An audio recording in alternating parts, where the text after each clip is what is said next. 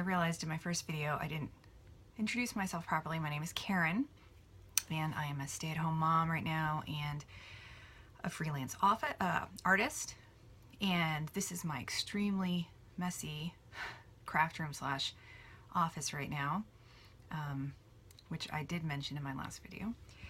So today I want to talk about a little bit about the Starch Solution and why I decided to follow it.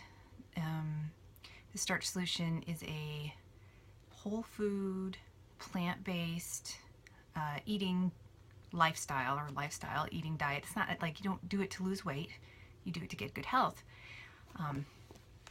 It's been around for years and years and years and years by Dr. John McDougall, who has been promoting this since, I don't know, the 70s, 80s. In various forms. He's got tons of books out, but this, I think he did this one in 2012, and it's his newest incarnation of the same message that he's been preaching. He's not a preacher, but that he's been espousing. I don't know if you can see him and his wife, Mary, on the back. Probably not. Anyway, he's all over the internet. He's all over YouTube. He has a YouTube channel. And he's got hundreds of free videos, testimonials, lectures, interviews, webinars, interviews with other doctors that also are teaching eating whole food, plant-based. And the deal with this is that if you eat, and they have medical studies to back this up, and I'm not even going to try to talk about this. I am an artist, not a doctor. If you were at all curious, I mean, you look at nutritionfacts.org, who is run by the Dr. Michael Greger, who's also vegan, who also talks the same things. It's a huge, amazing resource. Go to John McDougall's website, drmcdougall.com. He's got recipes. He does a newsletter every month.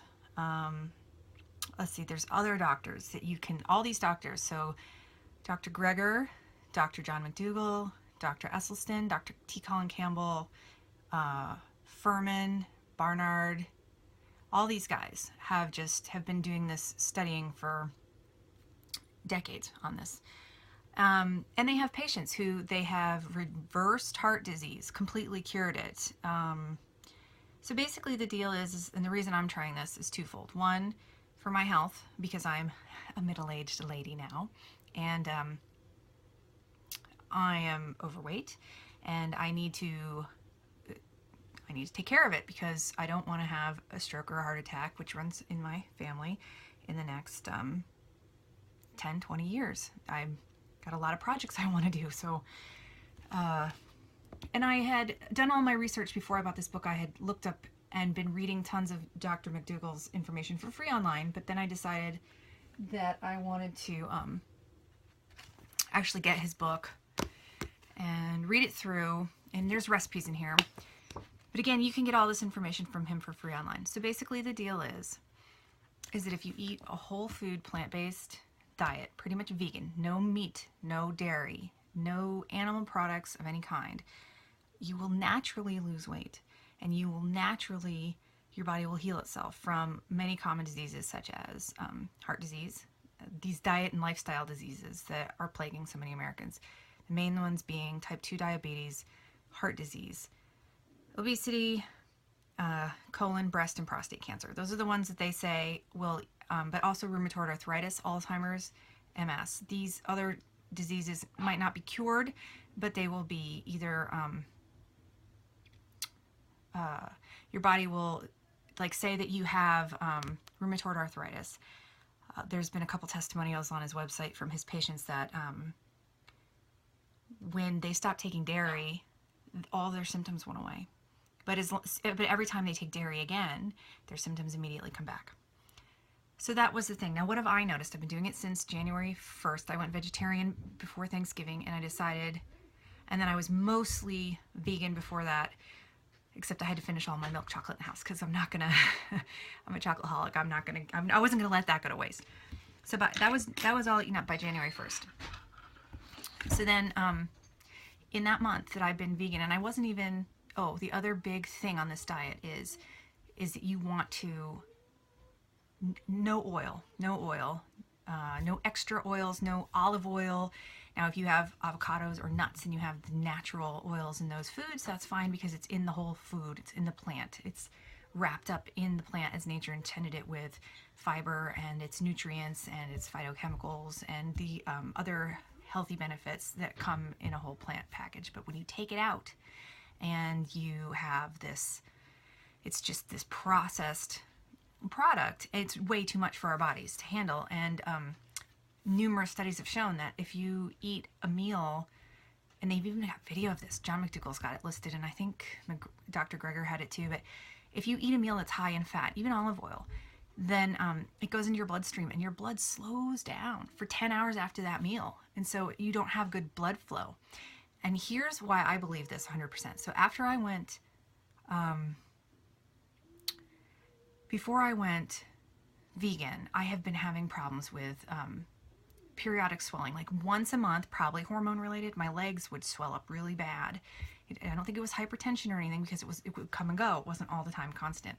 But, I mean, we're talking like, you know, when you're pregnant and your legs get really big at the end of your pregnancy, your feet and your ankles get so swollen. That's what was happening to me, like once a month.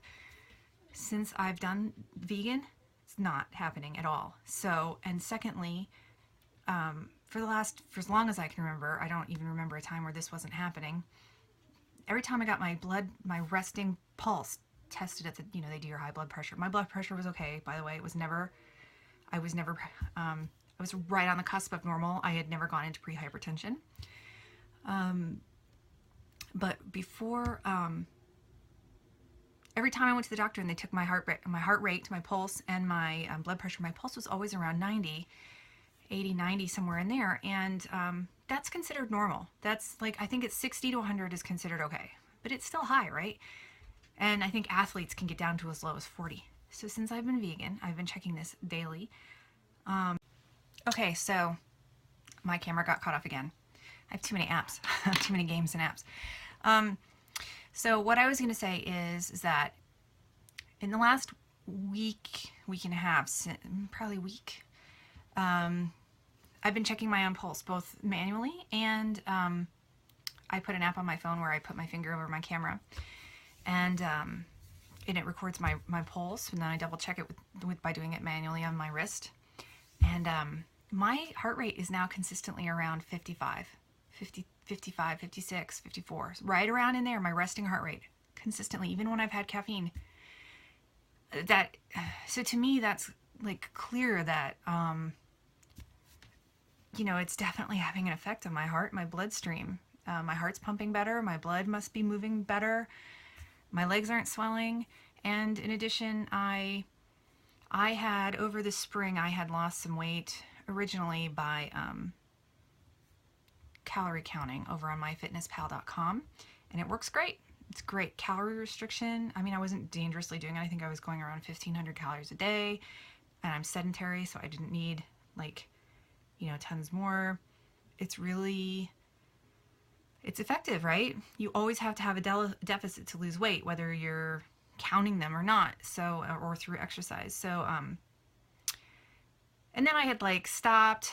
I've got plantar fasciitis. I couldn't exercise and whatever. It was frustrating me. So I stopped, and I just wanted to maintain for a while, let my body catch up to the weight loss, because I don't want a lot of loose skin. And, but I did kind of like over Christmas and stuff, I think I probably gained another 5 pounds back. Well, just since I went vegan in a month, I've probably lost about 7 pounds without even calorie counting, without restricting any calories.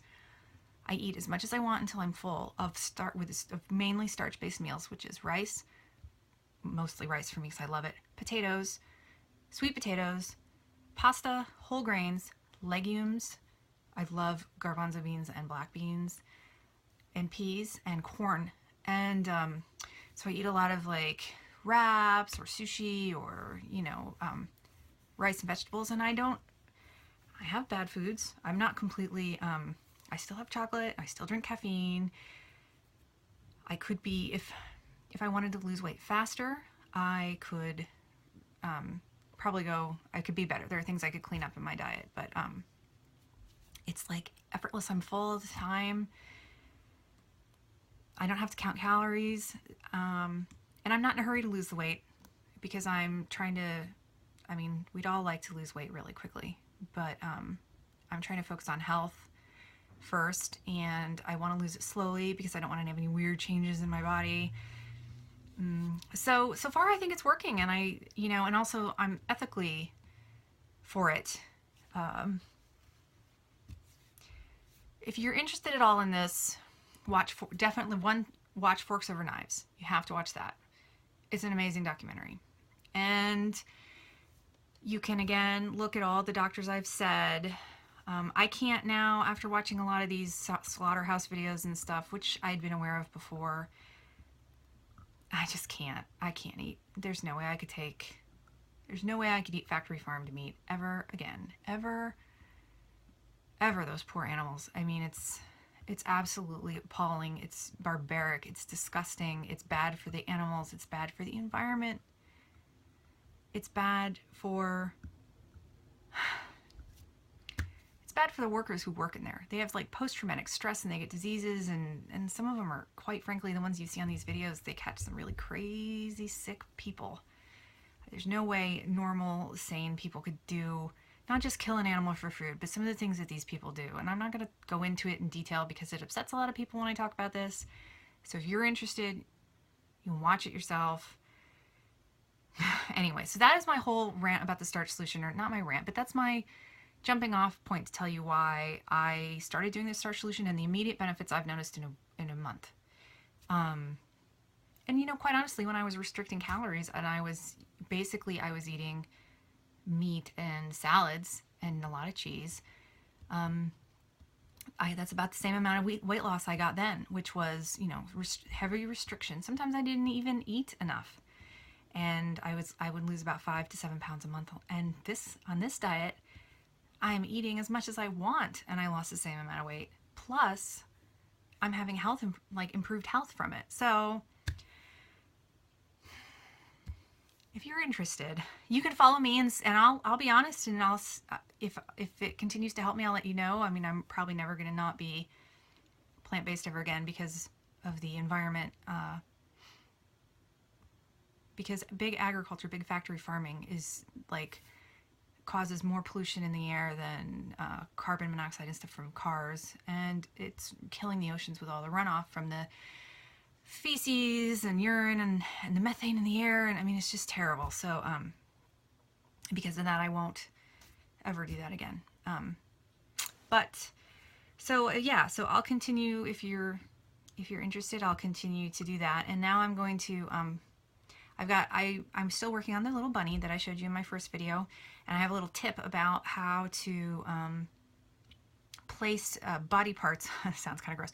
Place the body parts on your knitted amigurumi or your stuffed toys that you're knitting or even crocheting. How to get an even placement and how to pick up stitches directly onto the body of the knitted stuffed material itself, instead of having to knit things separately and then sew them on afterwards, which I find much easier. So I'll click over to that, and thanks for listening. If you're interested in the Starch Solution, once again, I highly, there's tons of other people on YouTube who are following this, so you can check out their experiences. Starch Solution, John McDougall. Hopefully this isn't crooked, I can't tell. Hopefully, it's not backwards. Check out drmcdougall.com. Check out Dr. John McDougall on YouTube. Check out nutritionfacts.org. Dr. Caldwell, Dr. Esselstyn, Dr. Campbell, Barnard, and there's a bunch of others. So, all right, I'll get to the knitting tips now, and at the end, I'll probably show you what I had for breakfast. It was just it's just a bowl of plain oatmeal that I added what are those called?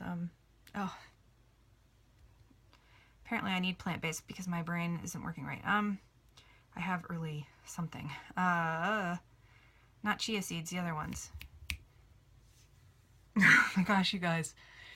I can see them in my head. Flax seeds. Okay, so I put flax seeds in there, and I put water, and I put just a little bit of pure maple syrup, to sweeten it, and then I put some bananas. I put a banana on top. And it was so yummy and it was so easy. So that's what I generally have for breakfast, and technically it was lunch because I had 2 bananas for breakfast and then I went back to bed. Don't tell. But yeah, so that's what I had. So I'll put a picture of that at the end. And until next time, I hope that you are enjoying this so far and you're forgiving my awkwardness. And if you like it, click like or subscribe or share it with anybody else who loves crafting and knitting and is maybe interested in whole food plant-based. All right, thanks, bye.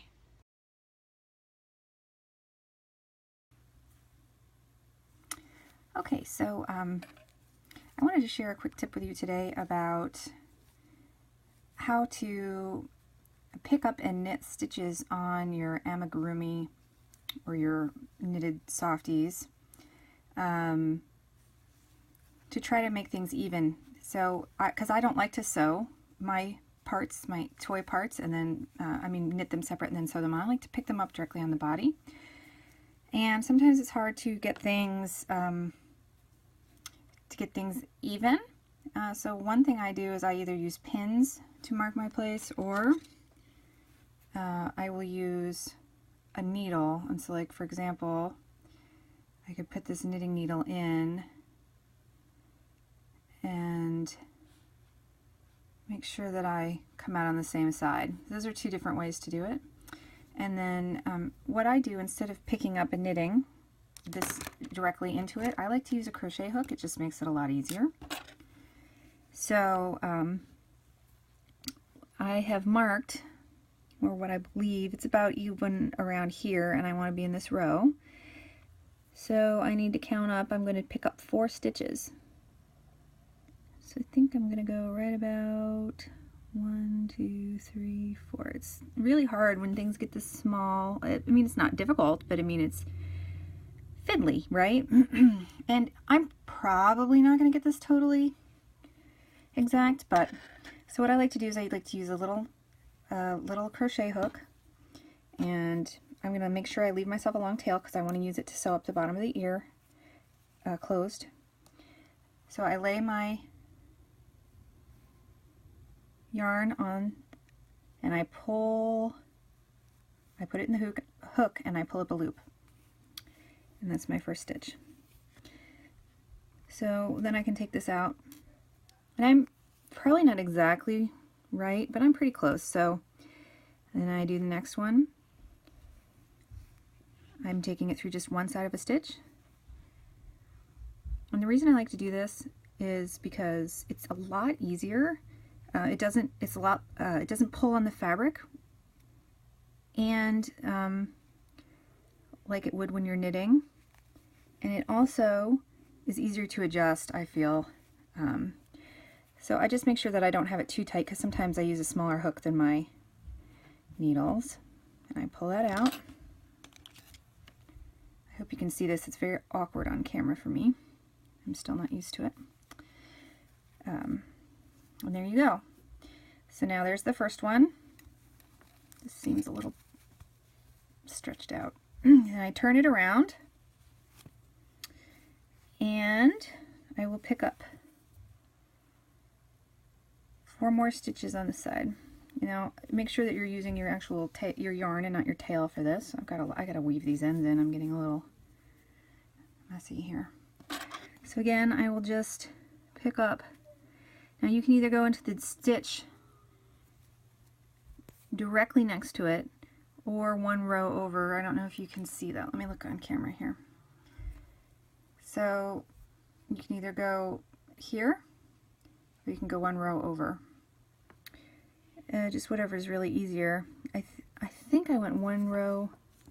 I think I'm going to go 1 row over since I'm going to sew that closed. And if you go just 1, I mean, I think I'm probably in the same V-stitch here. If you do this, it's a little bit tighter and harder to get to. Let's see here.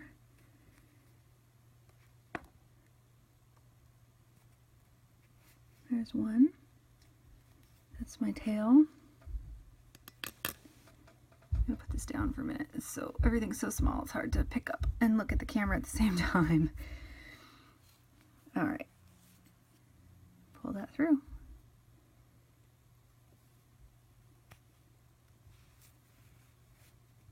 I suppose you could use a needle, maybe? I think somebody told me once they used a needle to do this, like a tapestry needle.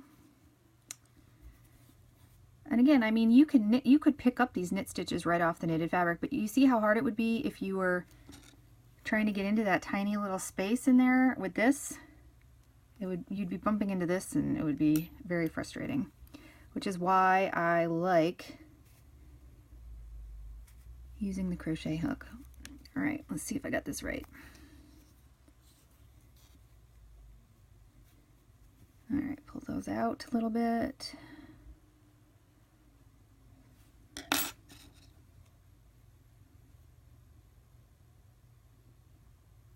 Did I get it good? All right. And there you go. It looks pretty even. This comes to the corner of his eye. This comes to the corner of his eye. It's pretty good. Might be a little bit closer to the seam, but again, than on the other side. But again, it's hard. And these softies, they kind of go in a spiral, and so it's a little bit, when you're knitting anyway, I don't know if it's the same. I don't do as much crocheted amigurumi, but it's hard to get things completely perfect and not crooked. So, but there you go. I hope that tip is helpful for you. And I'll show you, if you were following the first video, you'll see that I did decide to sew that up. I just sewed it up and then I thread the tail through, and I'll secure that later. So I'll keep showing you more progress and maybe giving you some more tips as I go on this guy.